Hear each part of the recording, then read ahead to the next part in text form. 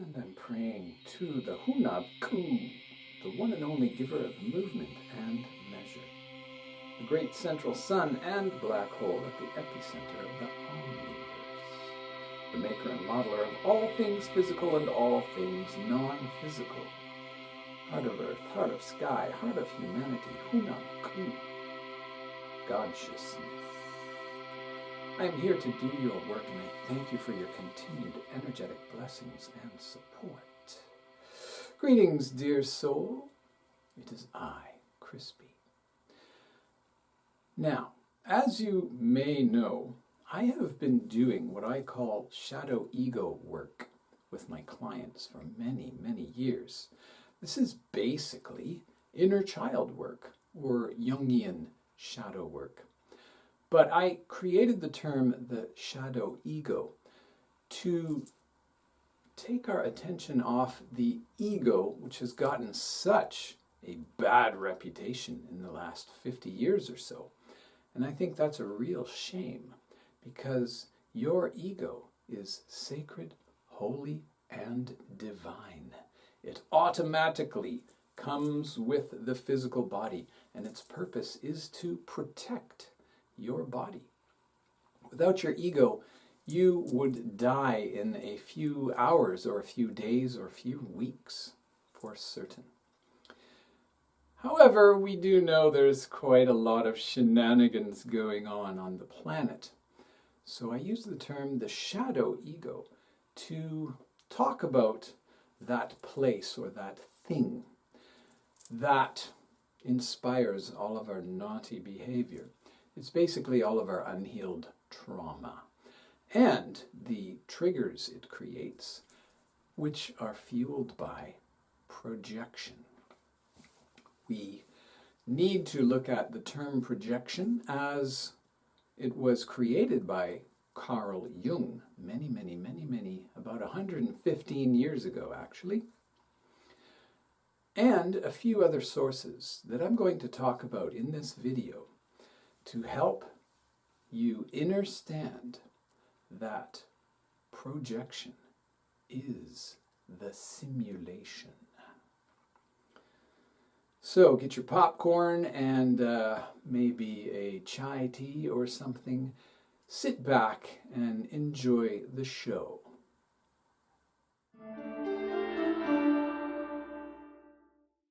The shadow ego is run by fear, and it lives in a hall of mirrors. It takes what it believes and then creates an external reality to match. Along with Jungian theories, we have heard you create your own reality for over 150 years now, which eventually morphed into the law of attraction phenomenon.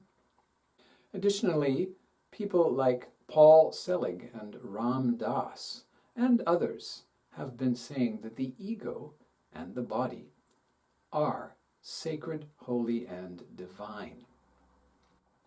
What this actually means is, additionally, the shadow ego is sacred, holy, and divine. So what we're doing in shadow ego work is based on accepting 100% of ourselves. First, we need to shine the light into the dungeon, the basement, whatever metaphor you like to use. See what's there, and then embrace it and embody it in totality. By the way, it occurred to me the other day that we can't possibly have the law of attraction without the law of repulsion. But I'm going to have to save that for another video because the current synthesis needs to be finished. Central to all shadow work is projection. Put forth in 1910, Jungian projection is the unconscious process by which we attribute our own disowned qualities, emotions, cravings, and desires onto others or other objects in the outer world.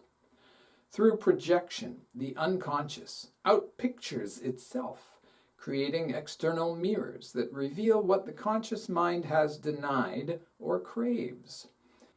Projection is all about craving and aversion, which the Buddha told us over 2,600 years ago is the root of all suffering and therefore the root of the shadow ego. Projection is one of the shadow ego's favorite tools. It keeps us from seeing the truth of ourselves and other people by assigning our unintegrated material to them. The world becomes like a funhouse mirror, reflecting back reality not as it is, but as we cannot bear to see it. Jung called this the hook of the unconscious. We spot in others exactly what is unresolved in ourselves. Included is the blaming victim consciousness. Look what you did to me. The very recent idea that we live in a simulation or holographic universe is, at its core, a modern mythopoetic restatement of what Jung described through projection over a century ago. Both concepts propose that what we perceive as out there is a reflection of what exists in here. The hologram is consciousness externalized. Projection is psyche externalized. What's the difference? Not much. Now, I haven't read a lot or watched a lot of these videos about we live in a simulation, but the one major difference I can feel is that all of those people who are saying we live in a simulation are somehow disempowering us by saying it's there and we are plunked into it. We don't live in a simulation. We are creating it. Now, I'm not sure if other people are saying this. Like I said, I haven't really paid a lot of attention to it because, as you'll see, I'm quite familiar with the term projection in other ways, aside from having my degree in psychology. In those of us with unhealed trauma, this projection simulation process creates a rather dark movie. A very addictive one to all the doom scrollers and Bible thumpers calling in Armageddon. Speaking of movies, these themes have been seeping into our cultural zeitgeist for about 30 years now, especially with images from Star Trek's holodeck, and of course the movie The Matrix, and even Alex Gray's psychedelic art, to name a few. Additionally, and more importantly, predating all of those by about 15 years, a little book called A Course in Miracles began teaching that the world we see is a projection of the mind, not symbolic, but literal. Projection makes perception, it says. The world you see is the witness to your state of mind. So what Jung described as the shadow's tendency to externalize, the Course calls the ego's defense against guilt, an inner split so unbearable that it must be cast outwards and is mistaken for the external world. Therefore, the entire universe becomes a screen onto which the ego projects its unresolved fear of separation from Source. Thus, what we call reality is merely the outpicturing of a false belief in guilt and terror of a punishing God. A simulation generated by thoughts of fear. Fear of punishment and eternal damnation. Does that sound familiar to you at all? It may also interest you to know that the Course was downloaded, as it were, or channeled or transmitted through a clinical psychologist named Dr. Helen Schuckman. And it was transcribed by her colleague, a clinical psychologist named Dr. William Tetford. And probably the most famous teacher of any of the Course material was a clinical psychologist, Dr. Kenneth Wapnick. So I can guarantee you the three of them were not only trained in Jungian and Freudian theories, they used the theory of projection on countless clients. So they were extremely familiar with the power of projection.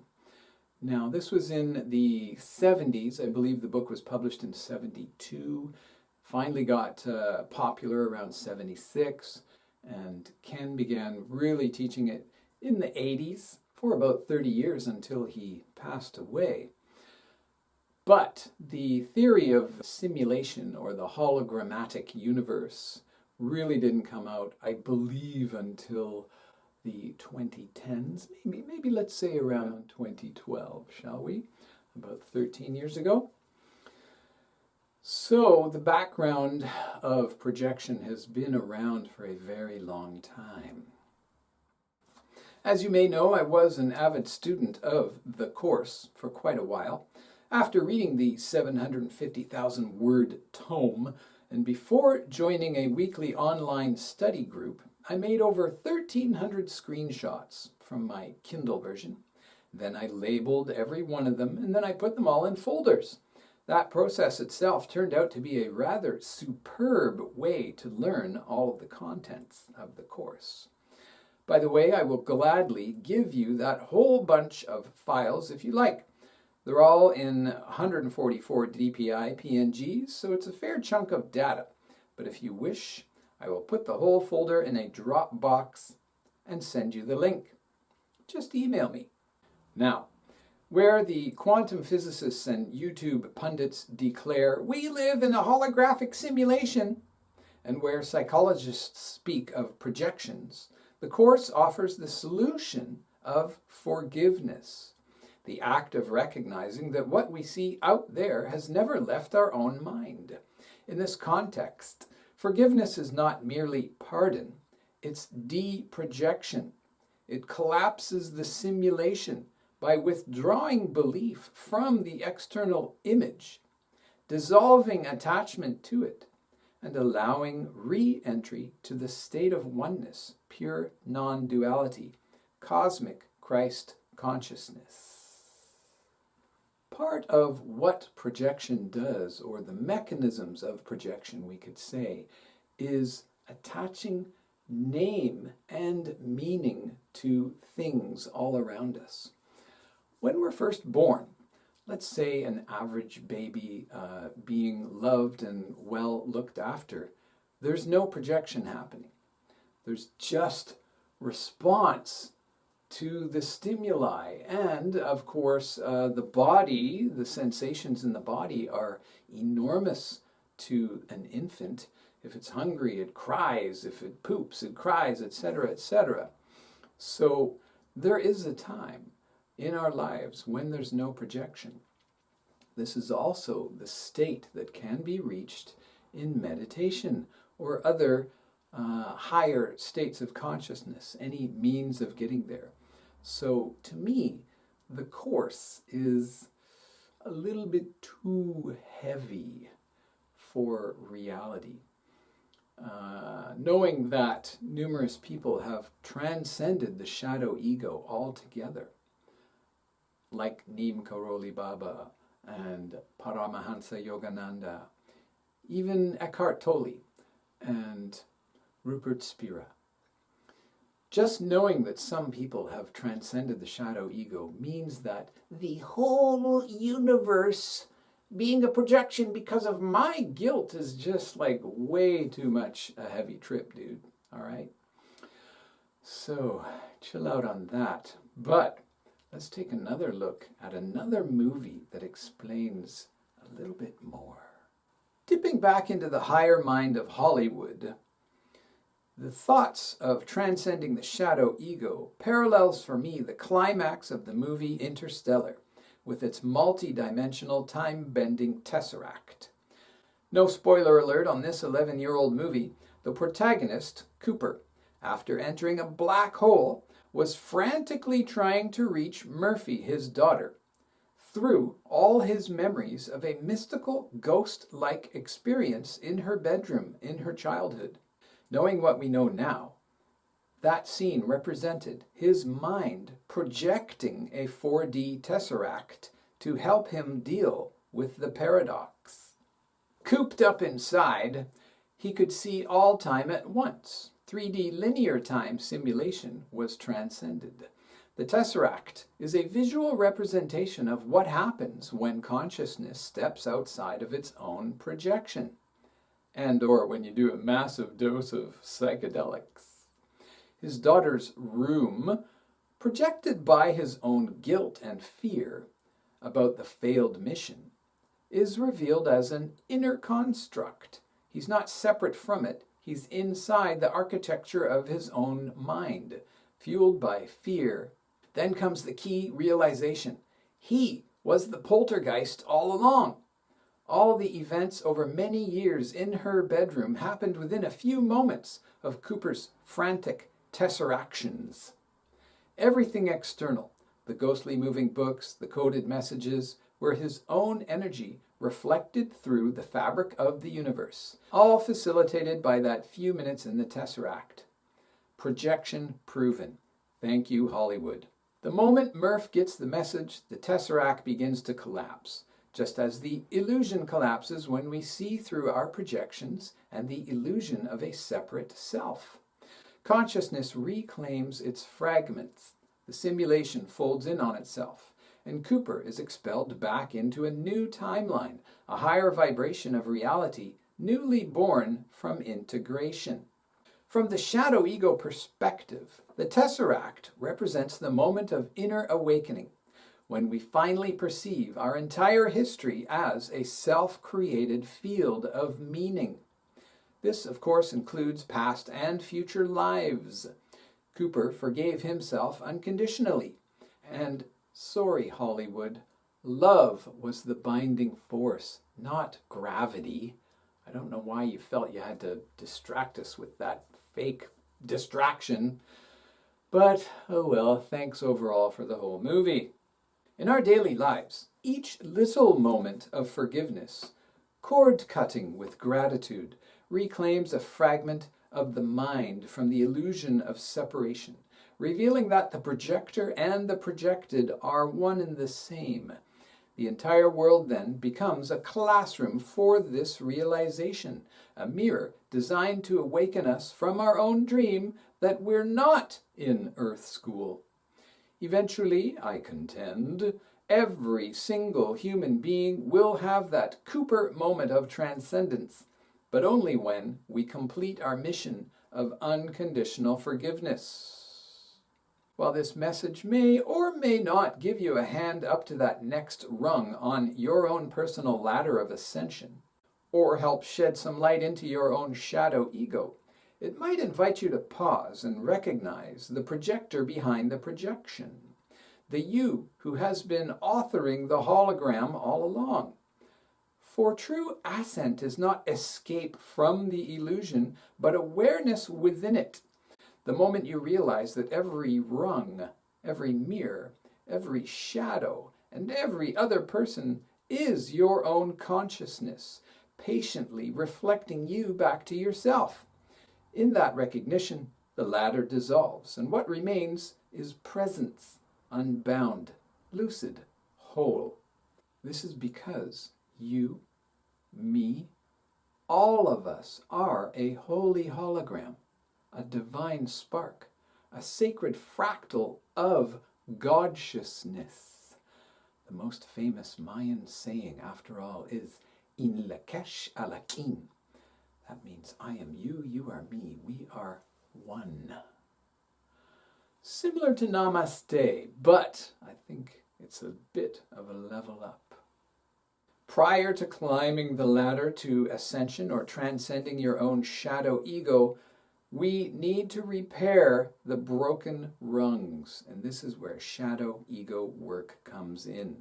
Now, it happens to be perfectly integrated by Mayan embodiment. However, you don't need me to do a Mayan embodiment reading for you. You can buy my book, and you can work through it on your own. Additionally, I will do one-on-one meetings with you on Zoom up to 4 times, 90 minutes per slot, to go over the contents of the book. The book is $7.77 American, and you can order it very soon on Amazon or directly from me. In psychological terms, projection keeps us trapped in illusion because we believe our story about others and ourselves. In metaphysical terms, it's the same illusion, mistaking the hologram for something independent of its source. Both perspectives invite the same awakening, the reclamation of authorship, autonomy, and sovereign divinity. Once we see that life is not happening to us, but through us, the shadow ego can no longer butt heads with its scapegoats. Every encounter becomes self-dialogue, every judgment a feedback loop of light. Whether we call it simulation or projection, the principle remains the same. The world is our mirror, and what we heal within recalibrates the codes of our entire experience, and therefore raises the vibration of all existence. And thus, through shadow ego work, projection becomes alchemy. Every trigger becomes an X on the map back to the buried treasure of self-actualization. A trigger is the shadow ego's alarm bell, the flare that signals a physiological response, that an exposed psychological nerve of an unhealed wound has been touched. Although it feels like a response to what's happening now, it is really the echo of something long buried, a moment when we felt unsafe, unseen, unloved, and powerless. In that ancient instant, the nervous system leaps back through time of now and replays the old scripts of protection. Thus, a trigger is a time warp, blocking you from experiencing the here and now. The shadow ego rushes in to defend the inner child, which has the opposite effect, activating patterns of fight, flight, freeze, or fawn. What we call being triggered is not actually a weakness. It is the psyche's way of communicating that something within still seeks healing. In Jungian terms, a trigger marks the threshold between consciousness and the unconscious, where hidden complexes rise into awareness. Rather than labeling the experience as negative or bad or wrong, we can understand it as information, a signpost pointing towards the places where the self is still fractured. As I teach my clients, your triggers are your treasures. They reveal your unhealed wounds. Through this lens, relationships are not battlegrounds, but classrooms, where every reflection invites us towards wholeness and empowerment. I would love to help you do your own shadow ego work. It's not me that's doing it. It's we that are doing it. I am another you. You are another me. We can do this with or without Mayan embodiment. That's the nature of the work. So, look into your mirror and let me know if you would like my help. Lak'esh Namaste.